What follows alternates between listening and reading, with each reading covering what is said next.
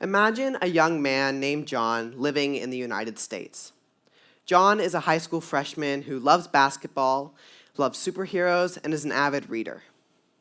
John has numerous food allergies and struggles to navigate complex food labels, doctor's visits, and the aftermath of allergic reactions. One day, John has an anaphylactic reaction to a trace amount of cashew in a piece of bread. His face begins to swell and his airways begin to close. His regular asthma rescue inhaler does nothing. His parents inject him with a life-saving dose of epinephrine and jump in the car with him, speeding through red lights to get him to the hospital alive. On arrival, he finds himself surrounded by doctors and nurses rushing to administer a plethora of life-saving drugs and medicines. His reaction is severe enough that he stays in the hospital overnight and goes home weakened by the medicines. For the next 3 days, he takes a dose of prednisone to stop the immune response from coming back. But even after the dizziness and nausea of the medication has gone away, John is unable to eat. Fear and anxiety prevent him from putting any food in his mouth, and he'll only eat foods that are packaged or that he's eaten numerous times before. This lasts for weeks. But even after that, fear of cross-contamination prevents John from going out to pizza with friends or even seeing them at all. John is a part of a community of 5.9 million children in the United States with food allergies, 40% of which have life-threatening or severe ones. And in the time that I've told you this story, at least one person like John has been to the emergency room for an allergic reaction, and the vicious cycle of anxiety and fear has started again. I am a part of this community.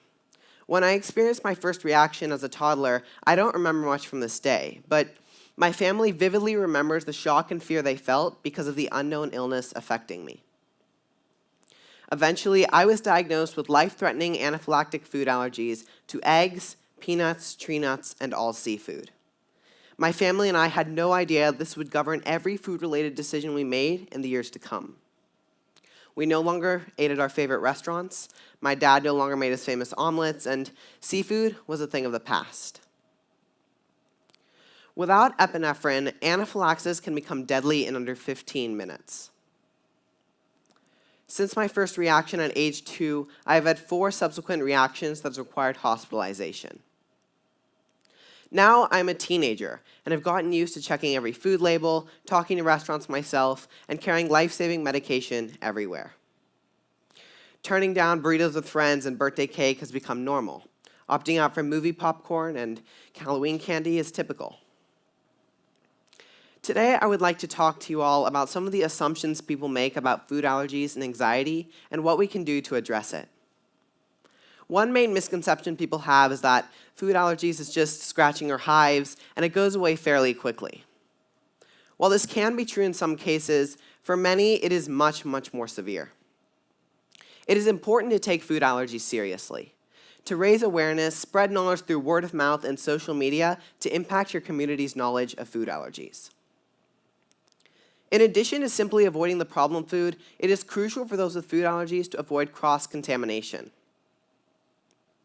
Sometimes when I go to a restaurant and inform the waiter of my allergens, they'll say something like, "Okay, we can remove the cashew on top," or something like that. But simply removing the problem food from the dish leaves residue behind. It is important to implement restaurant regulations and training for staff so they know how to deal with food allergies and cross-contamination. For those with airborne or anaphylactic food allergies, flying on an airplane can be extremely difficult as well due to the lack of access to a ground hospital. Imagine if you had an anaphylactic reaction just because of a person eating a peanut 3 rows down. Some airlines have options to create a 3-row buffer zone or even ban peanuts on planes entirely, but more airlines need to do this. Spreading a policy like this across airlines would make it so much safer for those with food allergies to fly on airplanes. There is a significant medical cost as well. Despite legislative efforts to reduce the cost of EpiPens, they still cost around $350 each, and the average cost of a hospital visit in California is $3,000. Governments should work to make life-saving medication like epinephrine free, and insurance companies should work to provide better and wider coverage for ambulance visits and ambulance rides and hospital visits. There's a significant social cost as well, especially for children. Food is a tool for connection, and children often make friends at birthday parties, family get-togethers, and school lunches. With food allergies, however, caution mandates that these interactions are much more difficult. Minutes are spent talking with waiters and managers about food allergies. At birthday parties, cake has to be skipped. And when talking about your food allergies with a potential friend, the interactions can be awkward, making it harder to form meaningful interactions and connections. These additional experiences can lead to more anxiety and feelings of loneliness and isolation. Another significant issue is food allergy bullying. Roughly 1/3 of all kids in the US are bullied because of their food allergies. For example, in the movie Peter Rabbit and his gang have an enemy who is allergic to blackberries. In an effort to harm him, they throw blackberries at him, and the enemy begins choking and has to use an EpiPen. This scene is put alongside cartoonish violence, including explosions destroying houses and electric fences violently shocking characters. By putting food allergy bullying next to scenes like these, it makes it seem equally unrealistic and wild, when in actuality, this is a very serious issue in schools today and needs to be addressed. Once I became old enough to understand how food allergies affected me when I was exposed to an allergen, I have dealt with food allergy anxiety. With recent reactions, I found I couldn't trust my closest family and friends, and trusting food labels themselves was even difficult. I wanted to conduct research to see if I was alone in this. The two main questions I asked as a part of my research was, 1, how nervous are you at eating at a friend or family's house? And 2, how do you deal with your food allergy anxiety? For the first question, I found that 74% of recipients claimed they felt very nervous eating at a friend or family's house. 26% said they felt little nervous, but nobody claimed to feel perfectly safe. For the second question, I found that therapy, counseling, and sometimes even prescription medication were amongst the only solutions for those with food allergy anxiety. I interviewed close friends and family with food allergies, and I found that not knowing when a reaction will occur and trying your hardest to avoid it causes even more debilitating anxiety. I searched for a website, food blog, or company solely dedicated to food allergy anxiety, an issue I believe is only second to finding a cure, but I couldn't find any. So I am working to solve this problem. I am designing an app that fights food allergy anxiety. The app is targeted towards teens and includes animations, interactive games, progress checks, and more. The user can fight their fears by completing challenges related to their mental health. A playful yet powerful ninja mascot guides them through the journey. As the user completes challenges, they level up in the platform, eventually reaching mastery. I hope that my platform will make it easier for those with food allergy anxiety to live in this world. I would like to end my talk by telling you all how I have worked to manage my food allergy anxiety. I lived in extreme fear after my recent reactions. I couldn't trust food labels, and even when eating meals in my house, I found I was checking labels multiple times throughout the meals, and if I just couldn't trust them, I wouldn't eat.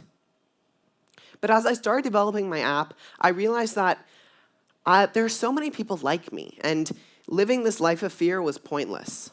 I had to teach others how to conquer their food allergy anxiety, but first I had to conquer my own. I began forcing myself to go to restaurants once a week. I talked with waiters and managers myself to make sure I felt comfortable eating there. My friends and family also supported me. My friends kept labels of cooked foods they had made so I could feel comfortable eating them. And my family supported me with constant vigilance, motivational discussions, and practical advice to get me through moments of anxiety. Society has taken many steps forward in making this world safer for those with food allergies.